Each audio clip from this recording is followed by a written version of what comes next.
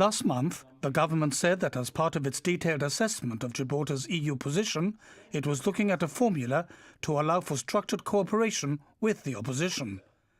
It's now decided that the way to do this is through a select committee that reflects the composition of Parliament.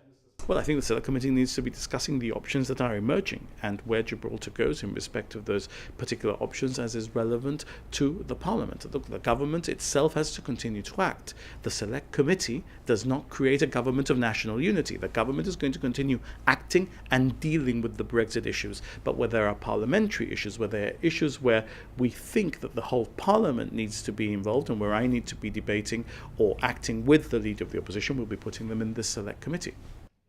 Mr. Picardo said he expected the committee to meet often and quickly, but he emphasized there was no set time frame by when it should report.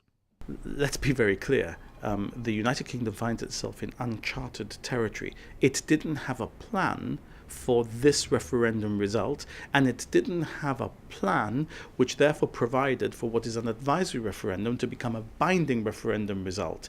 I don't know that it's clear yet what Brexit actually means for the United Kingdom, and therefore for Gibraltar what that could also mean. So I don't think it would make any sense whatsoever to have timetables, to set ourselves time limits to do things.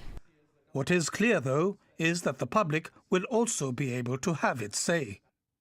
We always have in issues which relate to the Constitution, for example. We've had the public come in and give their views. I assume that the Brexit referendum issue will be one which will also need to be informed by the public. You know that the Select Committee on Parliamentary Reform has the benefit of the report, the independent report, which Adolfo Canepa produced as a result of chairing that grouping which we established, and they met the public as well. So in areas where you have a Select Committee, you have an element of public participation in one way or another, and I anticipate that the Brexit Select Committee will also be wanted to be hearing the views of the public. As well as creating the Select Committee, the government also plans to consult with the unions and each sector of the economy that would be affected by an EU exit.